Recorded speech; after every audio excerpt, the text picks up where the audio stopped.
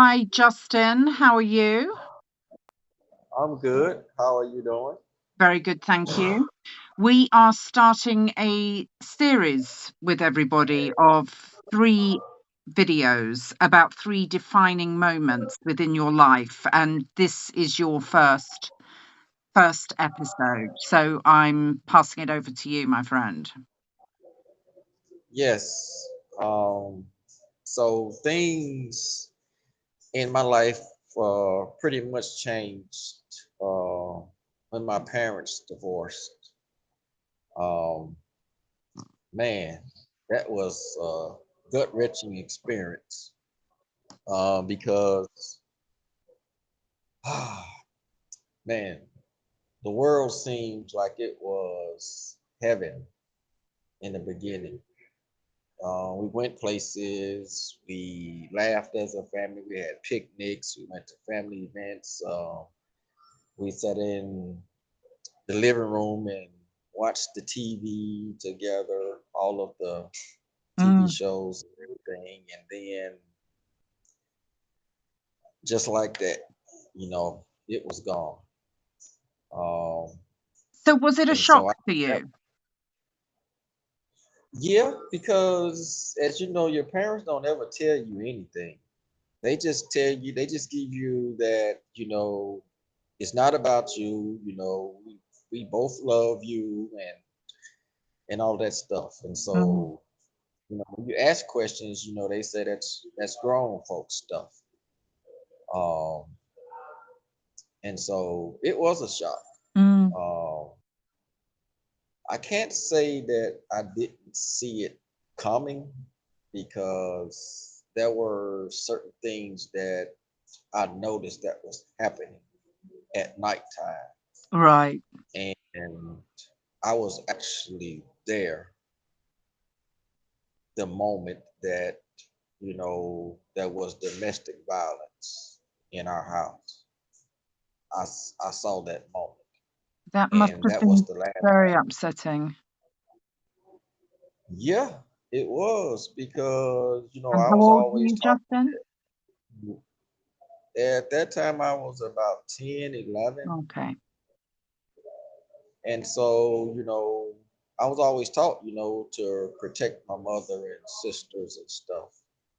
But, and that was from people outside Mm. of our house. I didn't know how to react to someone inside of our house, and Mm. more importantly, my own father. So this is somebody that I grew up wanting to be like. Uh, I grew up because it seemed like everybody loved him. Everybody, called him Uncle Joe, even people who weren't even related to him. And so he was like a Superman to me. And so that was like somebody that I wanted to grow up to be like. But then here it is, I see, you know, my mother.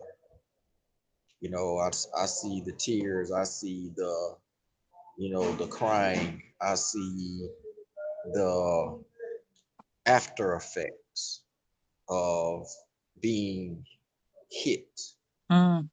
my mother being hit by my father. Mm. And I didn't know what to do. And that was the last time that he was in the house with us together. So now my parents were split apart. Right. The thing about it, as a kid, it's like, I say children are, when you're a child, you're like the most humble of people because it's like you can fight with another kid one day, and the next day the two of you are out playing again. As Mm. grown people, you hold grudges for like forever. But it's Mm. like kids, it's like the next day. And it was like the next day, I'm sitting up in the wee hours of the morning and I'm looking out of the window because I'm waiting for my father to come home. And it was every day I was looking for my father to come home and he never did. And then it came to the point to where um I wanted to run away from home. You know, Right. my mom literally had to come and find me because she used to have to lock my bicycle in the storage room because I would literally get on my bicycle and try to run away from home. And, I look at that now as an adult and I see how that pained my mother because I took a lot of my frustrations out on my mom because she was the one who was there. Yeah, she was Uh, the one left at home. yeah, she was the one there. And so my father not being there, I took a lot of my aggravation and stuff out on my mom. And it also put me in another peculiar situation because, you always hear the saying, remain a child while you're a child. Because once you reach that adult age, you're an adult forever. Mm, And so, but I couldn't remain a child because I guess my father had the perspective that you know we were no longer a family, so he didn't contribute to the family, and so my mom depended on me, being the oldest male in the family, to help her mm, to pay bills and stuff. So I didn't. So my days consisted of me going to school and then after school working, cutting yards, raking leaves, mm. uh,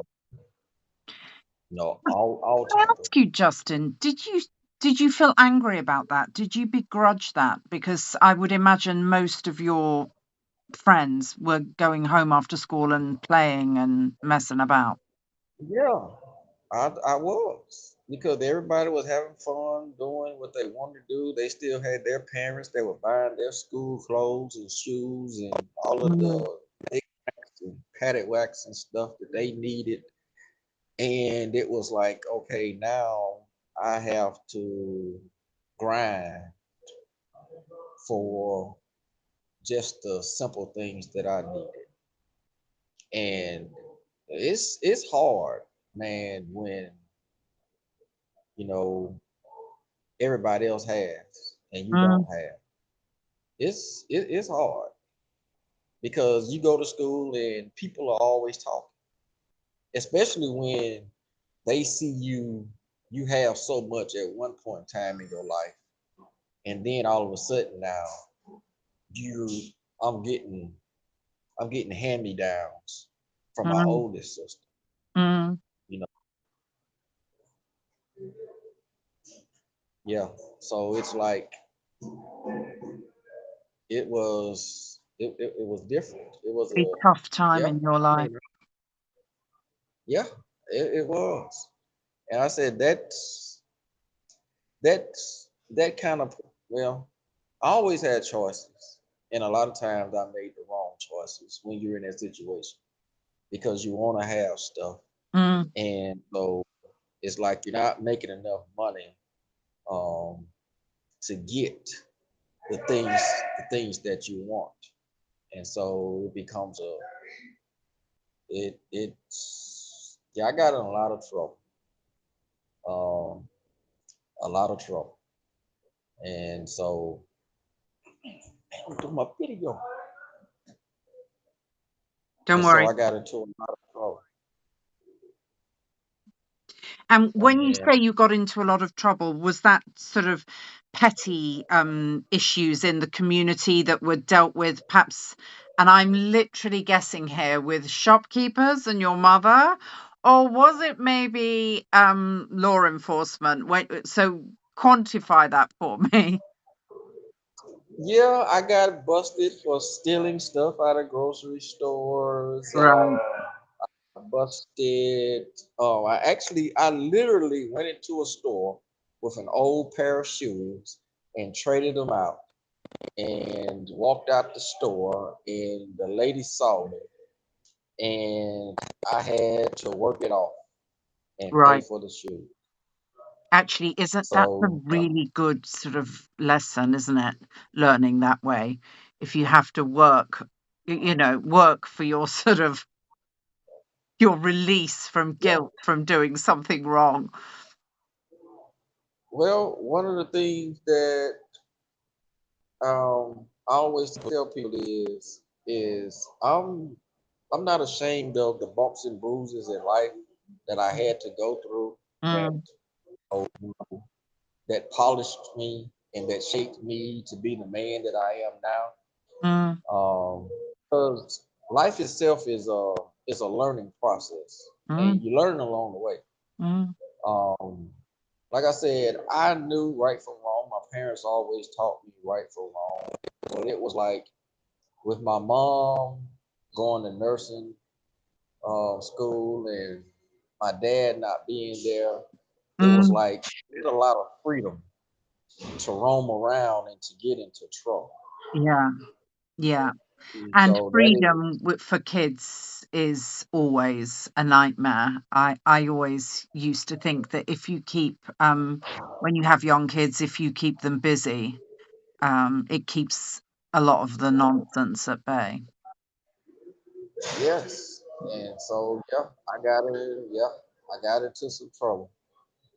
Um, and the thing about it is I always liked work and I did work. And so I ended up getting a job when I was like 16, working at the store was called Edward Supervalue in Florida, Mississippi.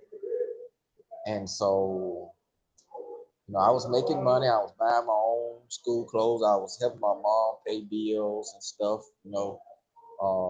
Everything was going good. I saw my dad sporadically.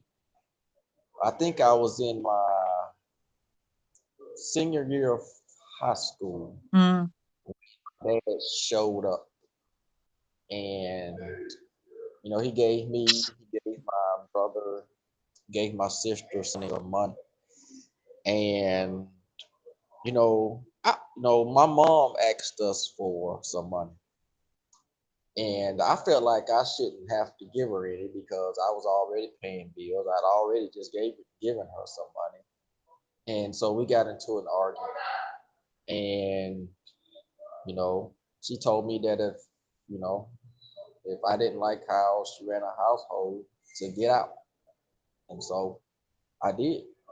I called my dad up, and I left my mom's house. I moved to Clinton with my grandfather. And how did your so, mum react to that?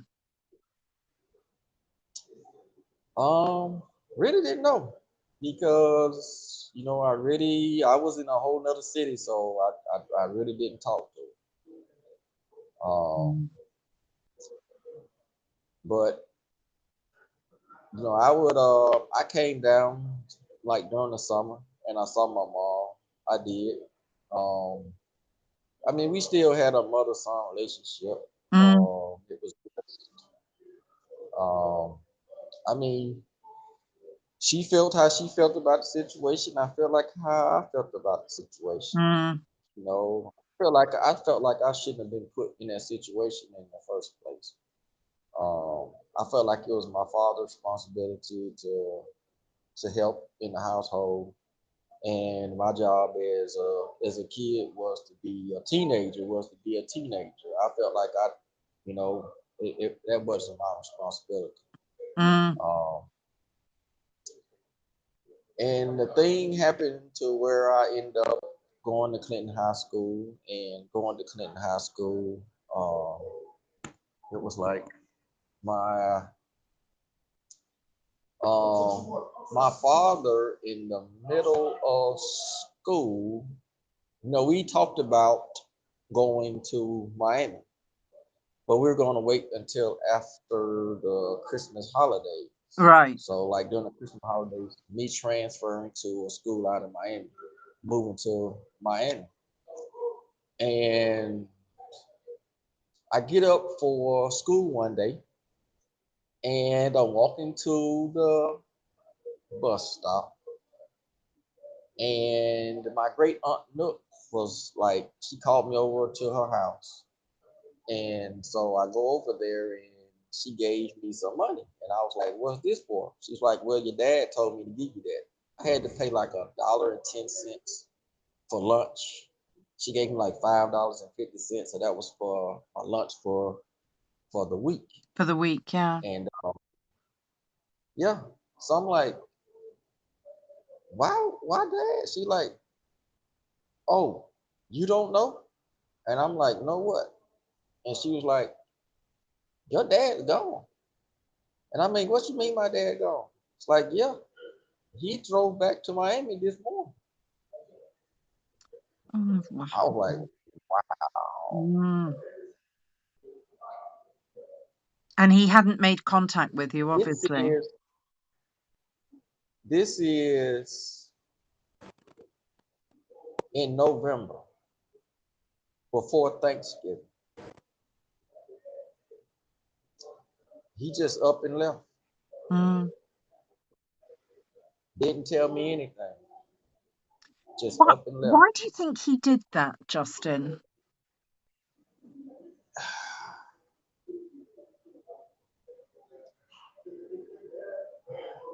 I don't know.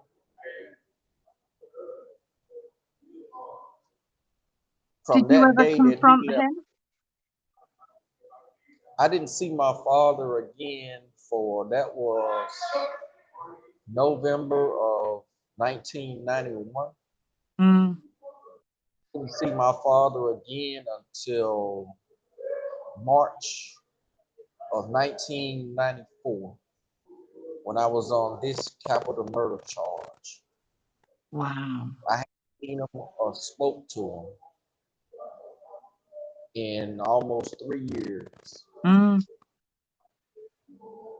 So, no, I never got a chance to ask him why. Mm. Because I was a 20-year-old kid, 20-year-old young man Mm. in 1994 facing a capital murder charge, and they were talking about giving me the death penalty. So no, I never got a chance to ask him why. When my mom told me that he was coming down, my exact words to her, she said, your daddy said he's on his way. I told my mom I don't have a dad. That's just how I felt at that time Yeah. because it was Resentful and angry. abandonment after abandonment. You Mm. know, he would show up when he wanted to show up. He Mm. didn't play a part, you know, in my life. So it was like my mother was my mother and father. You know, my grandfather used to come and pick us up, me and my brother up during the summertime. And we would spend the summers in Clinton with him. You know, my father just wasn't in the picture. And so when you talk about people that's growing up um, literally without a father, Mm. that's, I mean, that was me. So it was a lot of things that I didn't get a chance to learn about, you know, how to be a man Mm. or how to conduct myself as a man. You know, I was just running around as a troubled teen. Mm. And, you know, when while I'm in jail facing a capital murder charge, um, you know, my mom and my sisters, you know, they kept coming to see me, and finally I say he did show up that March, and he was just standing there because he wasn't on my visitation list, but I could see him, and he wrote me a letter. I called my grandfather and I talked to my grandfather, and you know, my grandfather told me that, you know, I had to. He told me I can go on just resenting my father, or I can sit down and have a conversation with him. Mm. And so I sat down and I had a conversation. You know, he told me that he was sorry, and he told me that he wanted to be there for me, and he was. He was there. He put money on my account. He came to visit me. Mm, He used to bring my then girlfriend down to see me, and the whole time I was there, and he was there, and I was getting ready to go to trial in May of 1995, mm. and he was here in Mississippi. Then he ended up going back to Florida. He said, "I'll be back in a month when your trial gets ready to start." And so, I'm happy because my father is back in my life. You know, Mm. you know, I know I'm innocent, so it's like, you know, I got an attorney. I'm just thinking everything is gonna happen the way it's gonna happen. Did you And did then you my feel mom and my sister, optimistic at that moment that everything would turn out great? You wouldn't end up in parchment. You would end up seeing your dad again. yeah, I mean, he was talking about, well, this, he was gonna be there for me when I get out. He's gonna help me out and everything. And yes, I was very optimistic. And then my mom came to visit me, my mom and my sister, in in May of 1995, Mm. and she came in. I knew something was wrong because she was like, "You gotta promise me you're not gonna act a fool." And I'm like, "Nah, I can't make no promise." I'm like, "What is it?" She just got up and walked out. And then my baby sister Jennifer, she came in and she was like, "Dad passed away in his sleep." Oh. When she said that, I dropped my head and I I'm started crying. I so started sorry you beating. went through this, Justin. Yeah. And my mom, she came in and she was like, she was telling everybody in the room, she was like, "Y'all get him to the phone, get him to the phone." I didn't. I was just crying and beating on the window and on the thing. And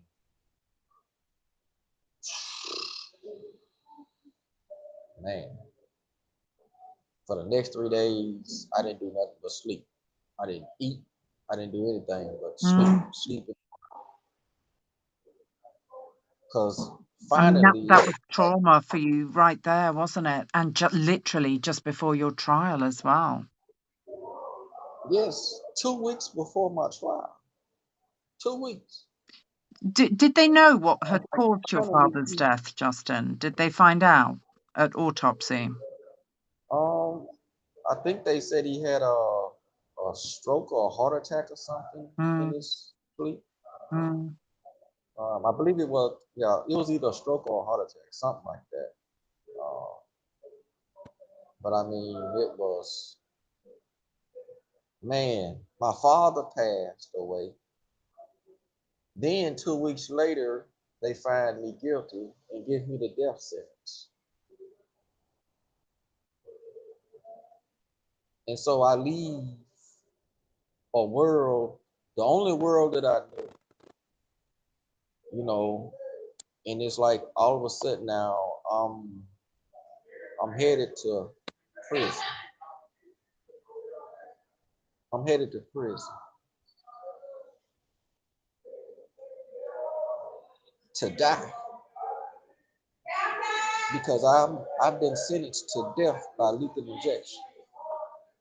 I don't know how the appeal process. All I know is they told me I was guilty of murder and kidnapping.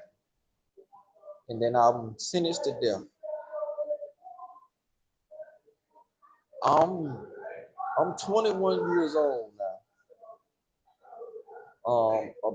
About to turn 22 years old, and this is my life. Mm, I haven't even begun to live yet.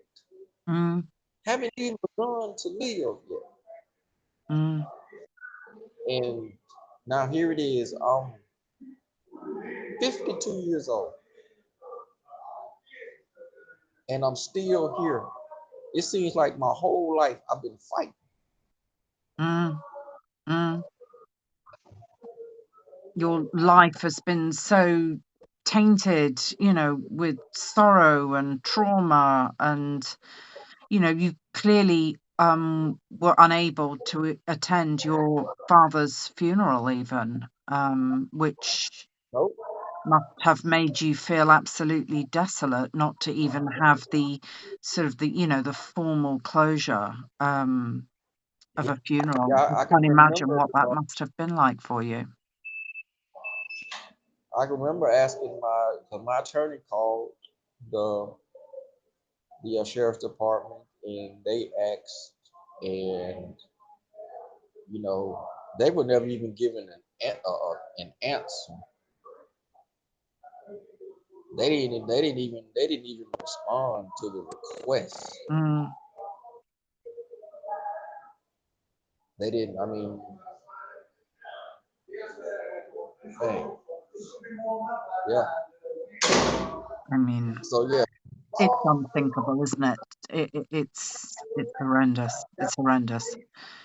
Did out of interest, did the prison offer you any help with any of that? Did they at least perhaps offer you some counselling or somebody that you could at least talk to about it? no, I didn't receive any when I was in the county jail. I mean, I didn't receive any when I came to prison. Mm, It's. I mean, the thing about prison is you just have to deal with whatever it is that you have to deal with, on your own.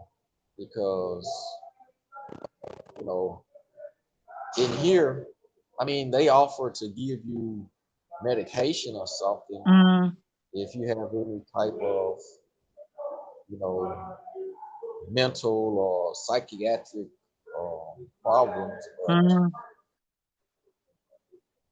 no, I mean, that's where I am now. It's Is I I'm still mean, if fighting. there was a defining moment in your life, I'd say it was that. It's just so troubled and so sad, and I'm so sorry that you've gone through this. And I thank you for You know, being willing to share something that's so painful for you, because I can tell how painful it is. they say I'm just conscious to say that what no we're king. going to lose each other in a couple of seconds because of the end of the video call. Thank you, Justin. Okay. Thank you so much.